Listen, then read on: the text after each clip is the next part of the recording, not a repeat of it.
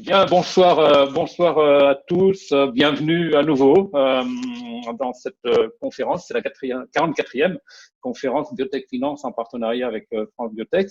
Et ce soir, j'ai le plaisir d'accueillir Lise Santoro. Bonsoir Lise. Merci d'être Bonsoir Jacques avec nous. Bernard. Bonsoir à tous.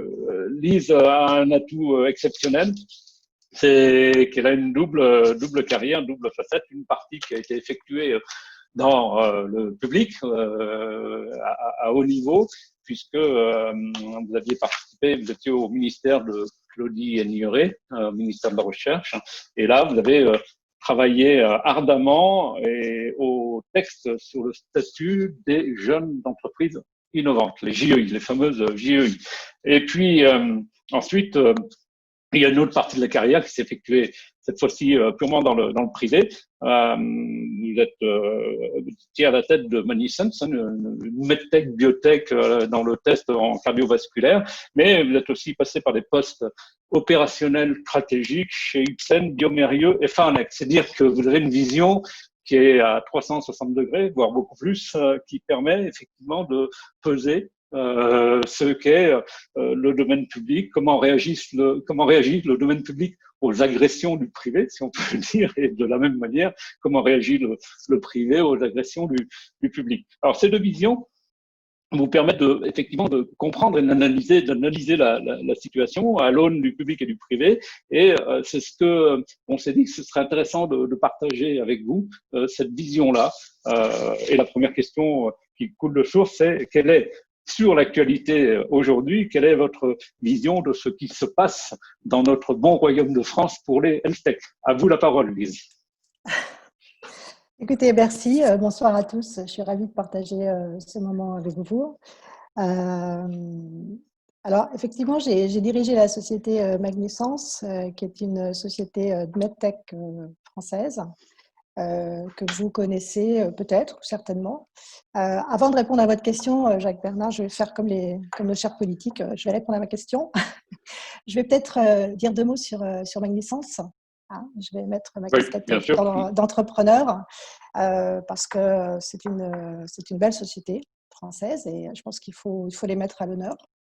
Donc, Magnisense a développé et est arrivé quasiment sur le marché ces dernières années avec un produit innovant qui répondait aux besoins de santé, aux besoins du marché, une technologie qui était à l'interface de la biologie et de la physique du magnétisme.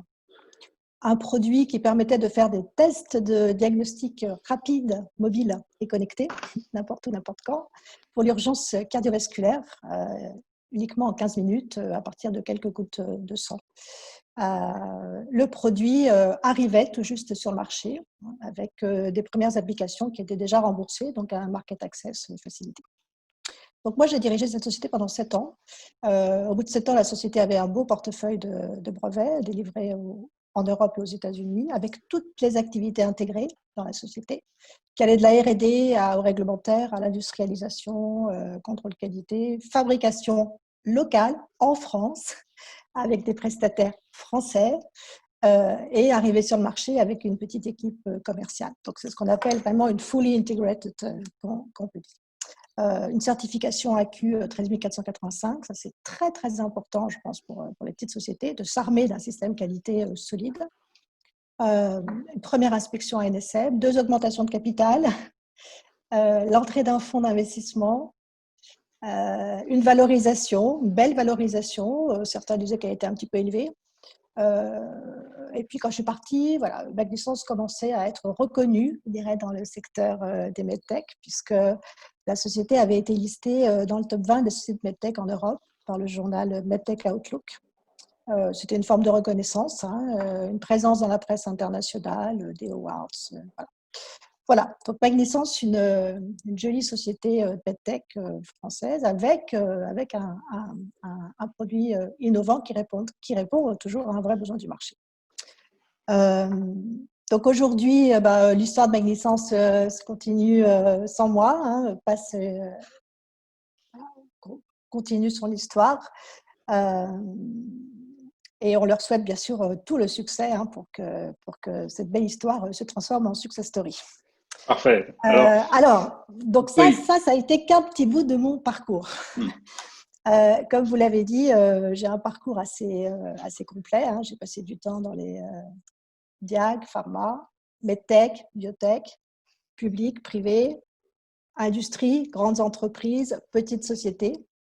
J'ai passé plus de 2 ans au ministère de la Recherche, hein, en étant conseillère innovation. Alors, à l'époque, ça fait un petit peu de temps, hein, à l'époque, la notion d'innovation était émergente. On parlait beaucoup moins d'innovation. Hein. Et effectivement, pour ceux qui se rappellent, il y a eu le lancement d'un grand plan en faveur de l'innovation avec le vote du jeune entreprise, du statut de la jeune entreprise innovante, mais aussi la première réforme du crédit d'impôt recherche, qui aujourd'hui est un outil reconnu par tous, la mise en place des pôles de compétitivité, la mise en place de l'ANR, l'Agence nationale de la recherche, qui permet de financer l'innovation sur projet, et le statut des fondations de recherche. Donc, c'était une période, je dirais, faste. Hein, il y a eu toute une série de mesures qui ont été prises en faveur de l'innovation. Donc, avec ça, avec ce parcours, si je fais une pause, si je prends un petit moment et que j'essaie d'avoir une vue globale de l'innovation, du système d'innovation en France, à travers l'expérience que j'ai eue chez Magnisens, je pense que j'ai été confrontée à des problématiques que les entrepreneurs en général et que toutes les jeunes sociétés innovantes rencontrent. Et je me souviens aussi, lorsque j'étais assise dans mon bureau rue Descartes, lycée de la Recherche, et que je discutais, je rencontrais les acteurs de l'innovation, ces mêmes acteurs de l'innovation que j'ai retrouvés, mais en étant de l'autre côté, sur le terrain, en dirigeant une petite société. C'est extrêmement intéressant parce que vous n'avez pas forcément le même discours. Vous entendez des choses différentes. Voilà, c'est amusant. Or, pourtant, il faut qu'on aille tous ensemble, qu'on travaille tous ensemble et qu'on aille tous ensemble dans la même direction. Donc, je pense que c'est cette force que j'ai peut-être de connaître ces deux facettes. Donc, il y a 2 sujets qui m'intéressent particulièrement. Et là, je viens à votre question. Le premier, donc quand je prends du recul, je me pose la question, mais au fait, on parle beaucoup d'innovation en santé en France, mais est-ce qu'il existe une réelle innovation en santé et en France? Est-ce qu'aujourd'hui, on est innovant? Est-ce qu'on a une vision? Est-ce qu'on a une vision pour la santé en France?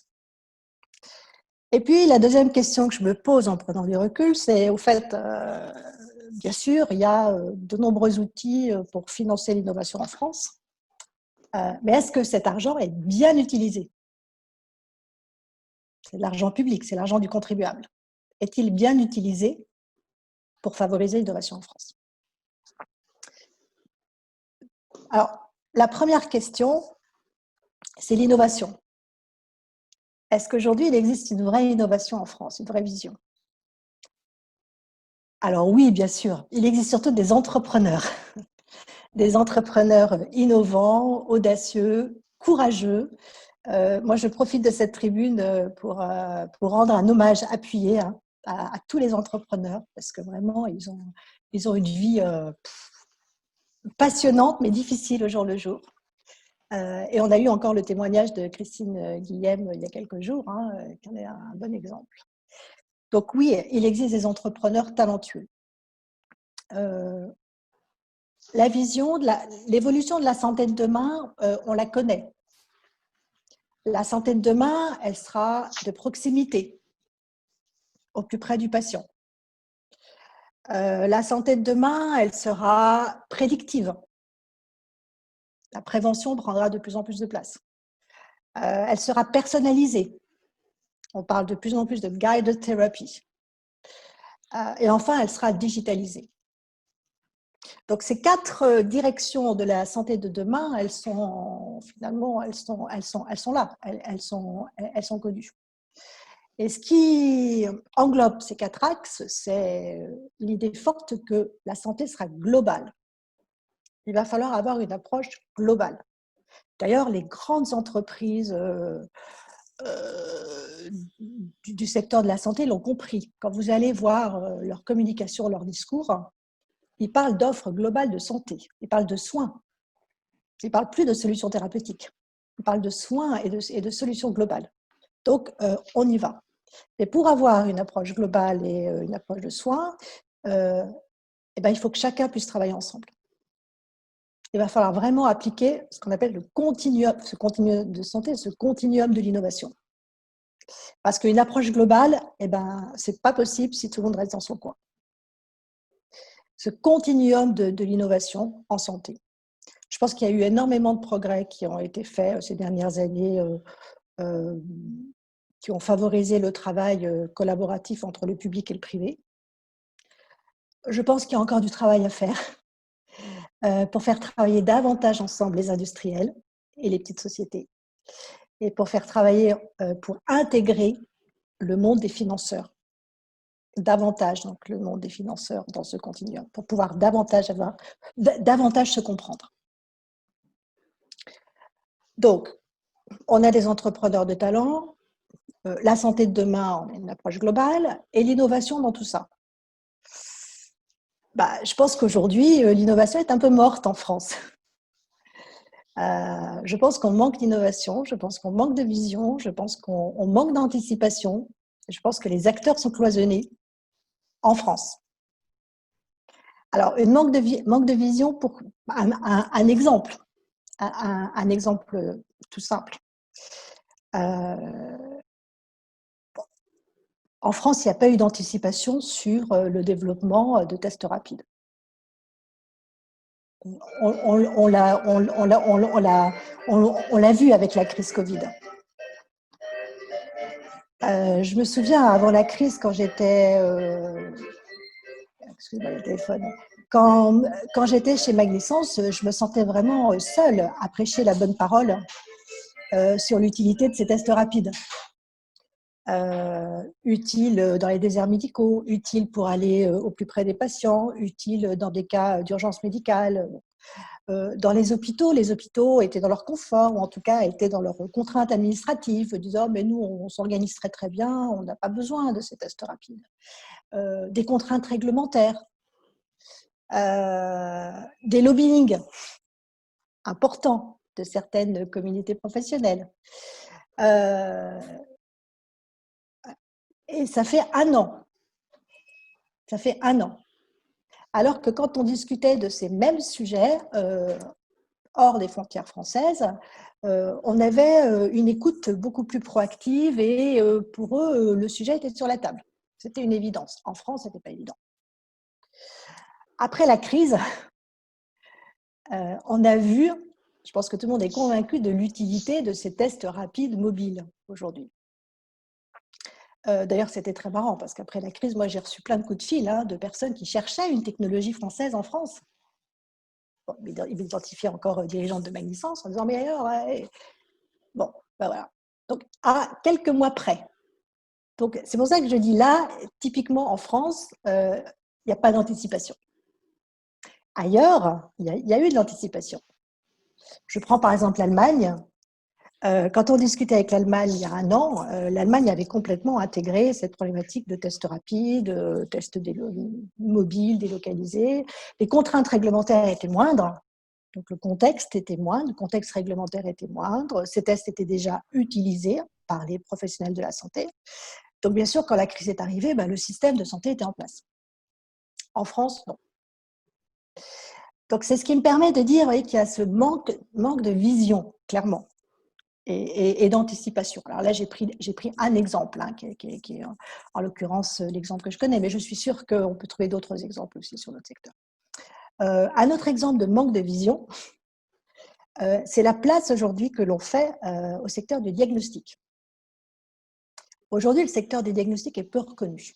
Alors, les medtech arrivent, ça émerge. Le secteur des medtech émerge. En France, ça tout saute, mais ça arrive. Alors, le diagnostic, les DMDiv, il n'y a rien.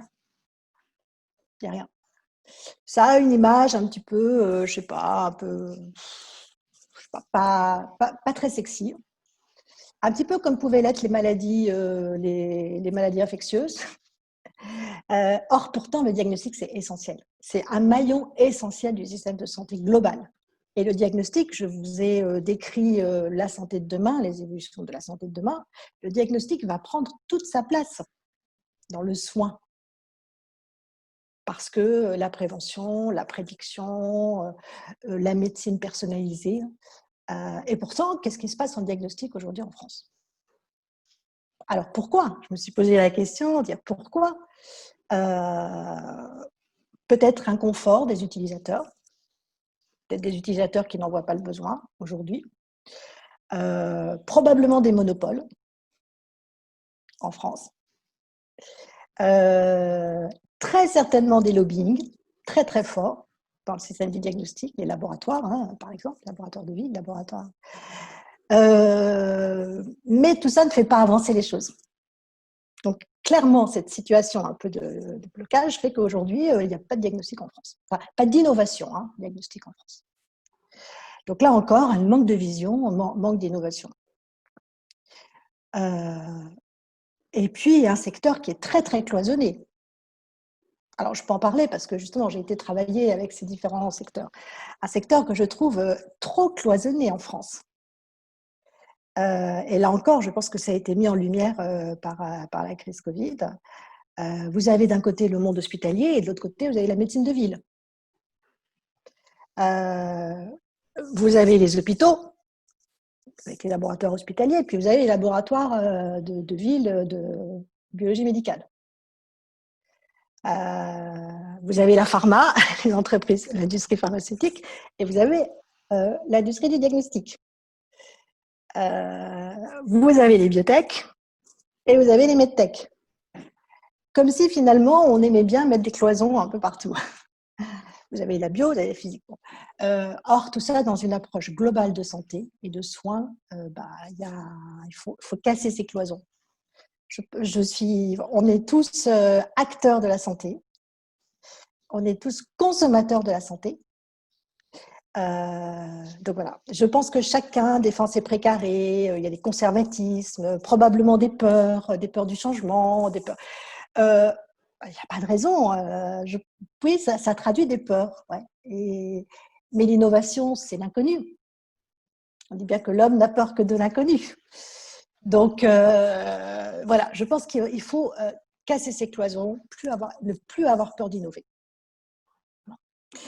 Et puis, un manque de créativité important en France par rapport aux autres pays. Une innovation qui est focalisée sur la pharma, les biotech. Tout le monde fait des biotech. Des fonds d'investissement, même s'ils ne sont pas très nombreux en France, mais qui sont tous focalisés sur les biotech. L'innovation qui concerne beaucoup, majoritairement, le développement de nouvelles molécules. Mais on sait aujourd'hui que l'arsenal thérapeutique est plutôt bien fourni. En plus, le développement de nouvelles molécules se concentre sur des axes qui sont dans l'air du temps. C'est le cancer avec l'immunothérapie, c'est la thérapie génique, c'est l'ophtalmo, hein, on en fait beaucoup en ce moment, les maladies rares. Bon. Donc c'est vrai qu'il existe quand même des solutions thérapeutiques. En revanche, l'innovation, elle doit, je pense aussi, elle passe par la façon de faire. Pas forcément par de nouvelles molécules, ou pas forcément par de nouveaux tests, par la façon de faire. Mettre en place des nouveaux parcours de soins. Ça, c'est la façon de faire. C'est de l'innovation médicale aussi. C'est important. Ça fait partie de l'approche globale, ça fait partie du soin. Et cette innovation, on en parle peu. Alors, je pense que ce sera un sujet dans les mois à venir avec les discussions qui auront lieu au sujet de l'hôpital. Mais voilà, l'innovation concerne aussi une nouvelle façon de faire. Donc, on touche du doigt là les tech, la digitalisation qui intervient dans ce courant. Et enfin, les investisseurs. Bon, ils sont un peu présents en biotech en France. Alors en medtech, ils ne sont pas présents. Je ne sais pas si Stéphanie Patin participe à la conférence, mais en tout cas, elle nous en a bien parlé en début de semaine. Elle nous a confirmé qu'il n'y a pas d'investissement en medtech en France. Et encore moins en medtech diagnostic. Il n'y en a pas. Il n'y a pas de lead, il y a pas de suiveur et il n'y a pas de lead. Pourquoi? Là aussi, pour moi, c'est une aberration. Donc, clairement, il faut que ça change. Parce que quand on parle d'approche globale, pas de fonds en medtech diag en France, c'est une aberration. Et puis, quelque chose qui m'a beaucoup amusée, il faut que ça change. Lorsque j'étais à la recherche de fonds, j'étais très amusée parce que je rencontrais des investisseurs et puis avant d'entamer des discussions sérieuses, ils sortent, vous savez, leur petite grille de paramètres et ils cochent pour savoir si vous rentrez dans leurs paramètres d'investissement. Donc, vous cochez les cases. Et puis moi, un jour, je suis tombée sur un fonds qui m'a dit, oh, écoutez, votre projet, très très bien, la société très très bien, l'équipe très très bien. Vous remplissez toutes les cases, c'est parfait, on va discuter. Et puis juste avant la discussion, il dit, ah mais au fait, la société a été créée quand? Ah ben pas de chance. La société était un petit peu plus vieille que le critère du fonds, donc on ne cochait pas la toute dernière case. Eh ben, cocher des cases, ce n'est pas l'innovation. Cocher des cases, moi je me dis, mais au contraire, une société qui coche toutes les cases, c'est une société qui est un petit peu comme les autres. Donc, au contraire, moi, si je pense que j'étais à la tête d'un fonds, je dirais, moi je parie sur le projet qui ne coche pas toutes les cases. Il faut penser out of the box. Donc voilà, donc, je pense que c'est important d'avoir cette prise de conscience, de dire les choses en France. De dire, on a des entrepreneurs, on a des talents, mais je pense qu'on a une innovation copier-coller.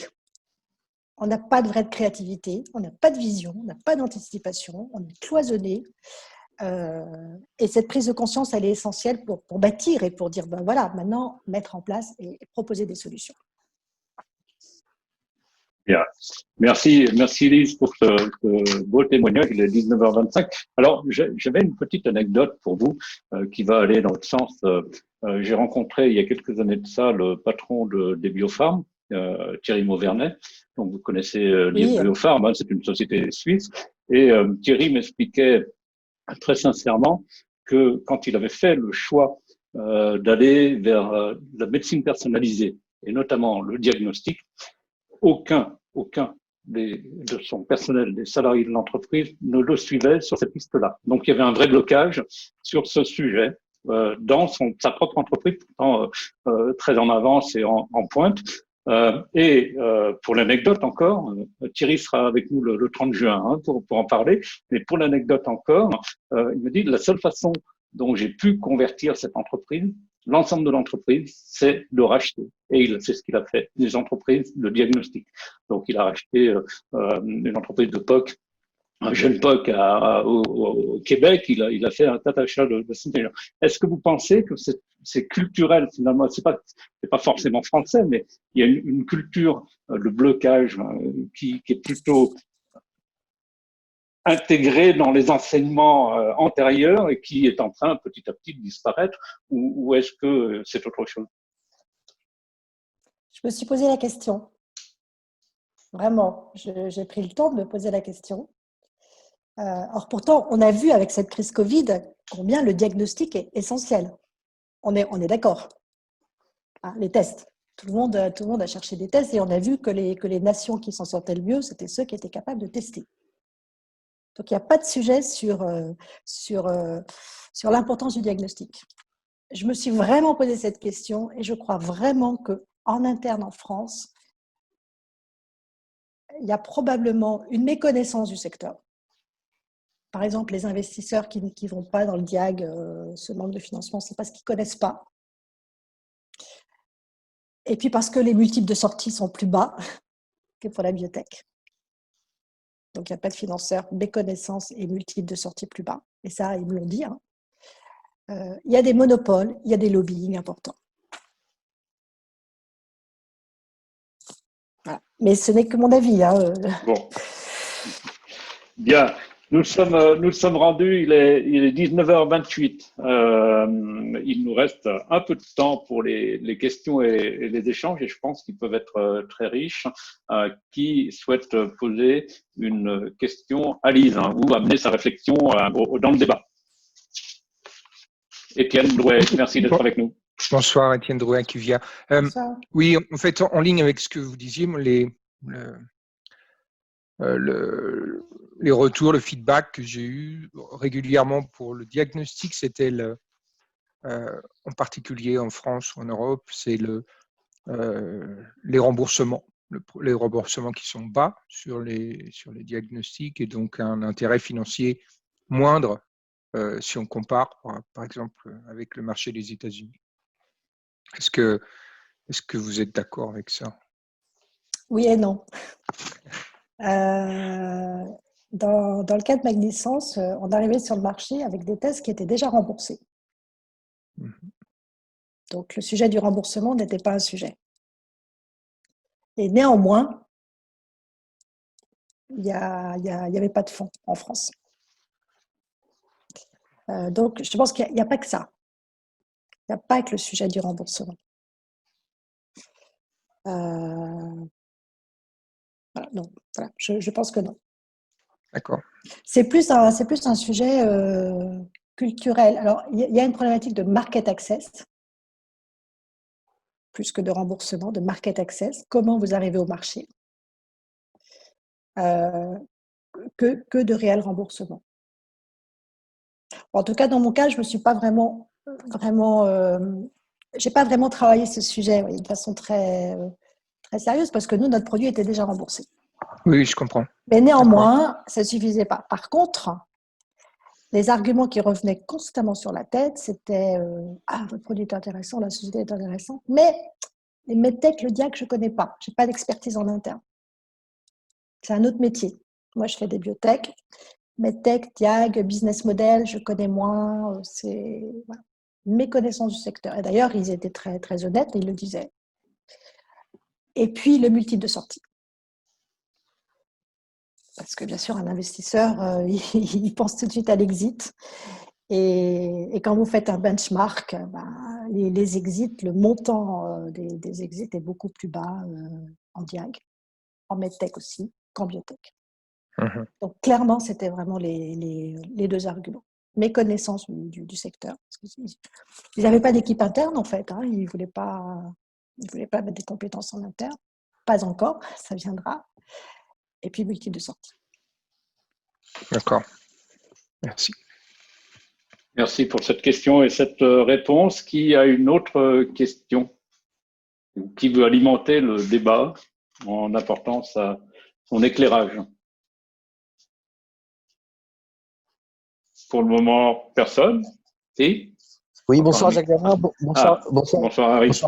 Bonsoir Lise, merci pour ce développement, c'était fort passionnant et je partage votre constat. En fait, ce que j'aimerais dire, c'est par rapport à l'expérience que j'ai par rapport aux certaines entreprises que j'ai accompagnées en tant que consultant. Alors, ce n'étaient pas des entreprises françaises, c'est des entreprises qui étaient alors certes backées par du VC, mais ils avaient une stratégie pour court-circuiter, je dirais, le canal de distribution normal, je dirais, des medtech, qui est de s'adresser aux hôpitaux, aux praticiens. Ils s'adressaient directement, je dirais, aux particuliers. Ils avaient des stratégies B2C.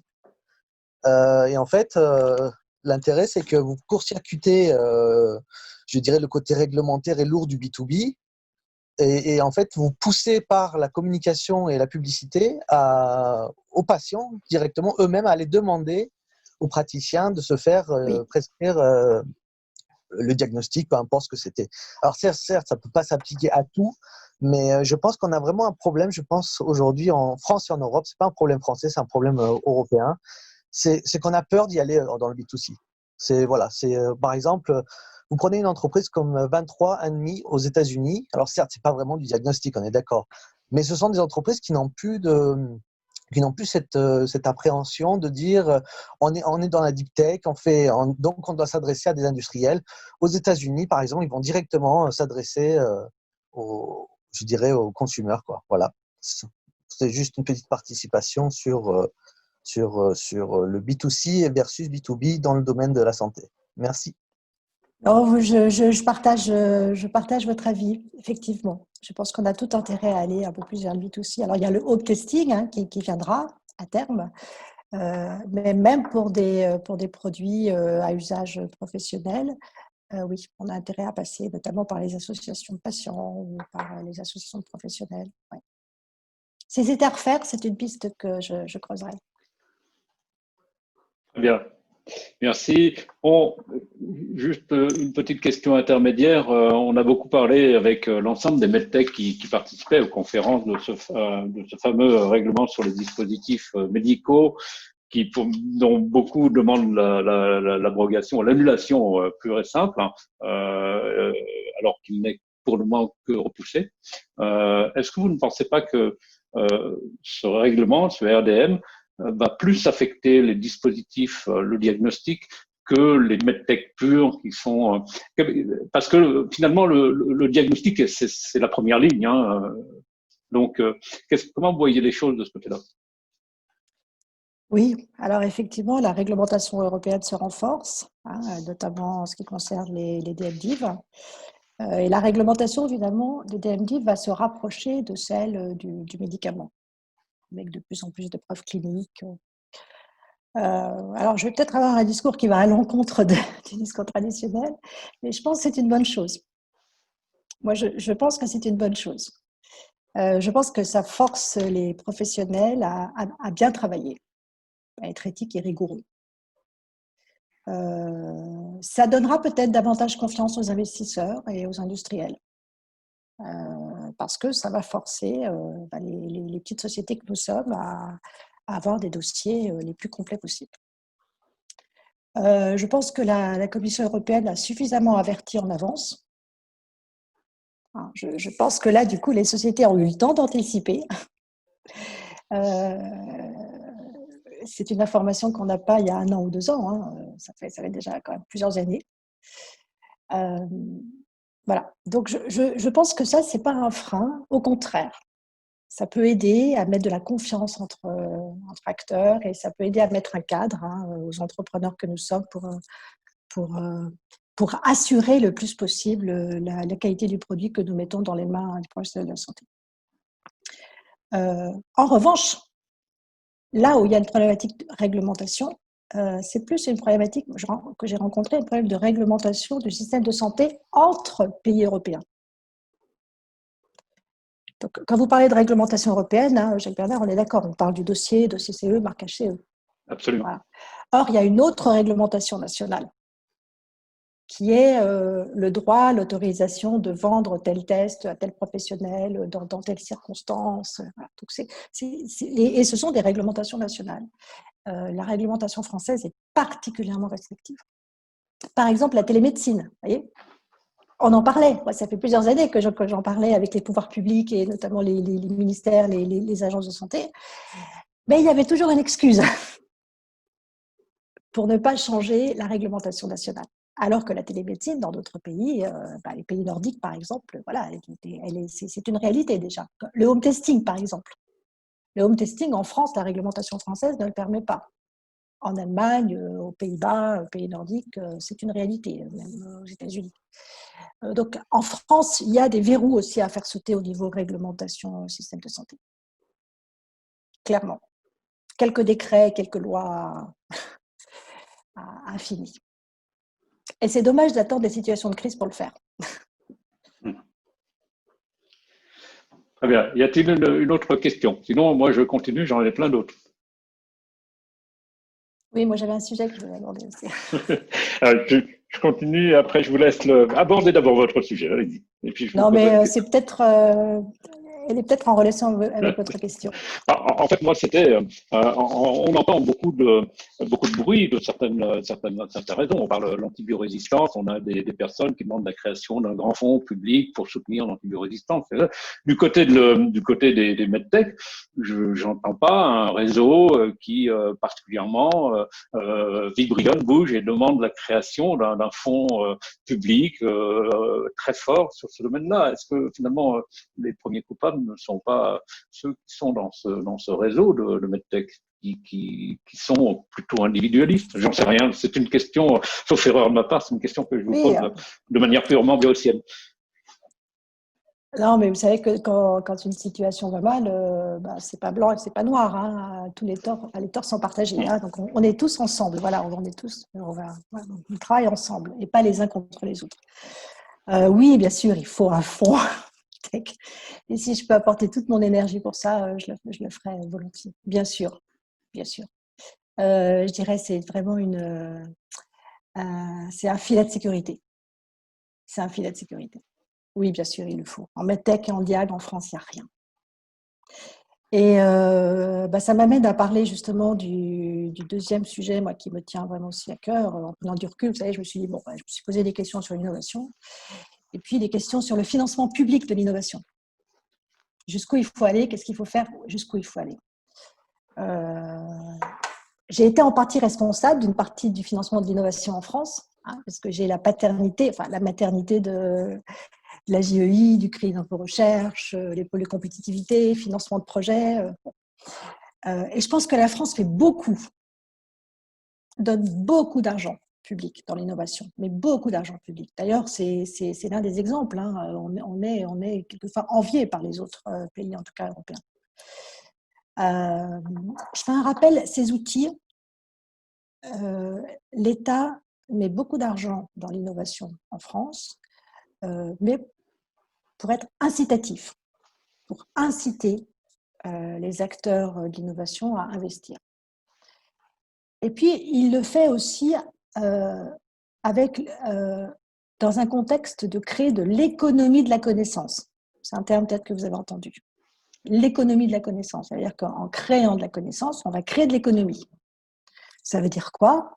Ça veut dire créer des emplois directs, des emplois indirects via les sous-traitants. Ça veut dire créer des filières industrielles, ça veut dire créer des sites de production, l'économie. Et l'État est intéressé par l'économie. L'État n'est pas intéressé par l'innovation en tant que telle. Par contre, il dit, moi, je mets de l'argent public, mais en contrepartie, ça me crée de l'économie. Voilà. Et c'est ce que fait l'État bien. Et c'est ce qu'ils font encore. Hein. Vous avez tous certainement entendu Bruno Le Maire qui a annoncé un plan de soutien aux entreprises technologiques. Et on met beaucoup d'argent. Et au final, qu'est-ce qui se passe? Qu'est-ce qu'on a en parallèle? On a des fonds privés, mais des fonds privés qui manquent, alors, dont les montants sont limités, hein, y compris en biotech, qui sont inexistants en medtech, en diag, on en a parlé, qui sont peu présents aussi pour certains niveaux de maturation des entreprises. On a de l'argent quand on est en amorçage, et on trouve de l'argent quand on est sur le marché, quand on fait déjà 1 à 2 millions de chiffres d'affaires. Mais c'est beaucoup plus compliqué. D'ailleurs, il y a pareil, Stéphanie le mentionnait en début de semaine, ce qu'on appelle la vallée de la mort. Il n'y a pas de fonds privés. Donc, quand vous êtes dans cet endroit, qu'en plus vous êtes medtech et diag, c'est un peu plus compliqué en France. Et pourtant, c'est là qu'il faut au contraire avoir de l'argent, parce que c'est important de prendre le temps d'arriver sur le marché sereinement, d'être à l'écoute des utilisateurs. Donc, c'est là au contraire qu'il faut pouvoir avoir le luxe d'arriver sereinement et prendre son temps. Donc, que font les sociétés? Elles prennent l'argent public qui existe. Elles ont du mal à trouver des fonds privés en France. Donc, certaines, malheureusement, mettent la clé sous la porte. D'autres se débrouillent, mais grandissent sont bridées dans leur développement. Et donc, on s'étonne après qu'on n'a pas de success story en France, mais bon, on leur donne peut-être pas les moyens. Et puis, il y a toutes celles qui vont trouver de l'argent privé étranger. Les investisseurs étrangers. Et je crois, là encore, comme Stéphanie le disait en début de semaine, je crois que ces 2 dernières années, il y a eu un investissement étranger record en France. Donc, on trouve de l'argent des investisseurs, mais étrangers, pas français, étrangers. Et heureusement, parce qu'il existe des fonds medtech, des grands fonds medtech étrangers, et on arrive à trouver. Fine, très bien. Mais l'histoire ne s'arrête pas là. Parce que souvent, ces sociétés qui bénéficient d'argent de fonds étrangers partent de la France après quelques années. Il y a des contreparties. Et ça, c'est absolument pas gênant, absolument pas choquant. C'est de l'argent privé, c'est une société privée. Au contraire, c'est normal. Mais là où le problème se pose, c'est quand la société a bénéficié de beaucoup d'argent public. Parce que l'argent public, je rappelle, c'est votre argent, c'est l'argent des contribuables. Et donc, l'argent public, par tous ces dispositifs JEI, crédit d'impôt recherche, subventions, avances remboursables, financement sur projet, permettent à la société de grandir un peu, de passer les étapes risquées, de maturer. Et puis après, le relais est pris par un investissement étranger. Et le résultat, qu'est-ce qui se passe? C'est quelquefois, je ne dis pas tout le temps, mais quelquefois, et de plus en plus souvent, le résultat pour l'État, pour le pouvoir public, c'est l'effet inverse, c'est la destruction d'emplois, c'est l'exode des actifs, c'est les brevets qui partent par exemple, c'est la fermeture des sites industriels, c'est pas l'émergence des filières industrielles.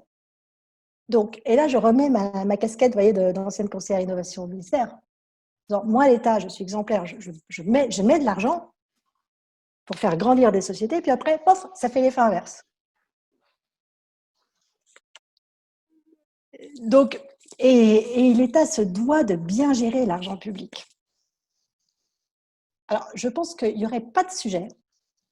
Aucun. Alors, quand on parle d'argent étranger, c'est les États-Unis,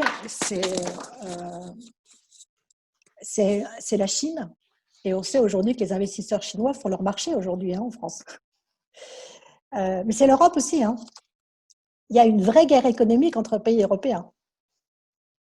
Il faut savoir aujourd'hui qu'il y a des fonds, comme vous dites, des fonds publics, biotech, medtech, diac, tout, de pays européens, de régions même, qui viennent et qui mettent beaucoup d'argent dans les sociétés françaises. Il y a une vraie compétition, une vraie guerre économique. Il n'y aurait aucun problème à ça, parce que c'est le business, si toutes ces sociétés avaient bénéficié d'argent public européen. Mais ce n'est pas de l'argent public européen, c'est de l'argent public français, du contribuable français.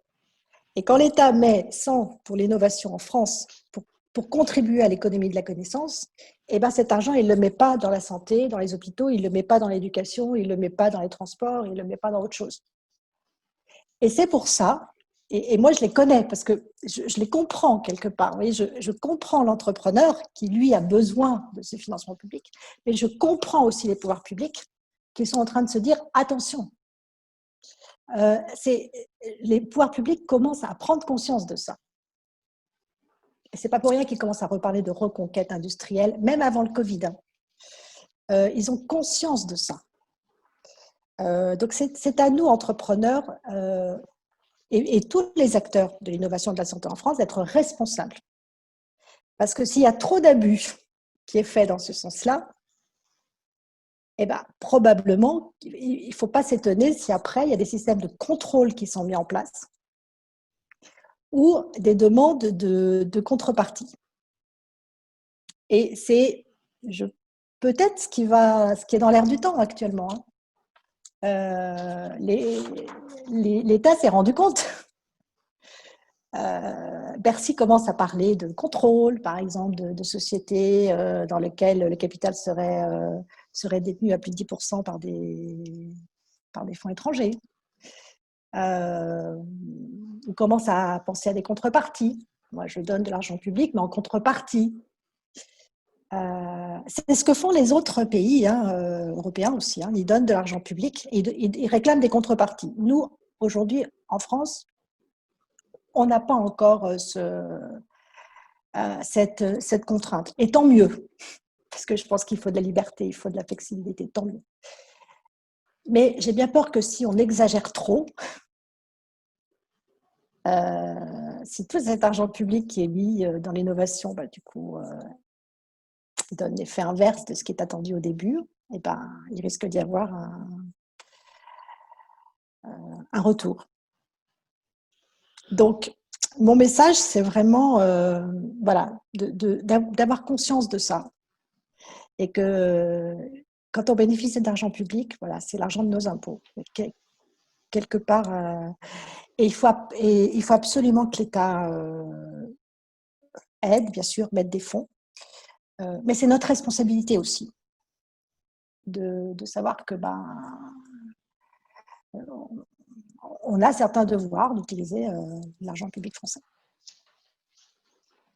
Et pareil, et la France, ça c'est important, la France doit rester en France et doit rayonner à l'international. On doit être présent à l'international. Bien sûr, on doit être international. Mais il faut qu'on garde nos assets en France. On a des compétences, on a des talents, on a une éducation, tout le monde nous envie. Bercy utilise le terme, c'est pas mon terme, Bercy utilise les termes de pillage technologique et d'État prédateur. Voilà. Donc, si je revenais dans mon petit bureau rue Descartes, ministère de la Recherche en charge de l'innovation, je crois qu'il y a effectivement des beaux sujets sur la table sur lesquels travailler. Parfait, merci Lise pour cette très belle intervention. Il est 19h50. Merci à tous nos participants de nous avoir suivis. J'espère que cette information, cette analyse vous a passionné comme elle m'a passionné. Je fais mon petit rappel. Allez-y Lise. Moi, je lance un appel. Ouais. Tous les entrepreneurs talentueux qui sont prêts justement à se lever pour mener le combat, envoyez-moi un message et on peut faire bouger les choses. Bon, Lise, donnez votre adresse mail peut-être, comme ça ce sera bien. je vous l'enverrai. Non, le plus simple, c'est de me contacter sur LinkedIn. LinkedIn, parfait, voilà. Par LinkedIn. Bien. Alors, juste un petit mot pour la semaine prochaine. Ce soir, donc demain, évidemment, on travaille sur la parution de la lettre numéro 903 de Biotech Finance. Elle va vous intéresser parce que il y a notamment une société française qui est une spin-off de Curie qui va recevoir un financement de l'ordre de 10 millions d'euros. C'est pas neutre, une spin-off avec 10 millions d'euros par Takeda Venture, qui est le bras armé de Takeda, qui est japonais. Donc là, on est dans l'oncologie. Et puis lundi, on reprend nos conférences tous les soirs. La première va vous intéresser si vous êtes dans les medtech, parce qu'il s'agit du cofondateur d'Archeon. Archeon a mis au point un système d'intelligence artificielle allié avec un dispositif médical pour le respiratoire en cardio. Donc, Lise, je pense que vous allez être passionné par ça. Et il a eu une excellente poussée, effectivement, avec l'affaire Covid-19, puisqu'il a simplement basculé son dispositif cardio vers les salles de réanimation dans l'hôpital. Donc, il va nous parler de cette aventure. Mardi, nous aurons de la médecine régénérative avec Tuan Nguyen qui est à Nantes et qui lui travaille sur le foie, c'est la société Gulliver, et nous terminerons la semaine en oncologie avec Iova et Immutep. Immutep qui est une société cotée en Autriche et qui est aussi en oncologie, mais le management et le CEO sont français. En fait, le CEO est français, le CSO est français et le CEO parle couramment le français également. Voilà donc pour la semaine prochaine. Merci à tous encore d'être avec nous tous les soirs. Merci Lise pour cette brillante intervention et à très bientôt. Merci, au revoir. Bonsoir à tous. Au revoir, merci.